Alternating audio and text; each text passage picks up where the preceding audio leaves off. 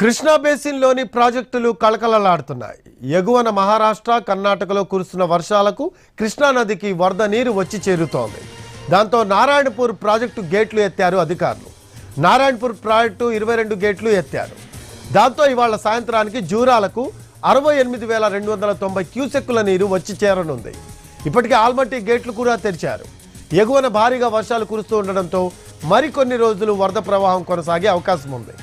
ఆల్మట్టి పూర్తి నీటి నిల్వ 129 టీఎంసీలు అయితే ఇప్పటికే 100 టీఎంసీలకు పైగా నీరుంది.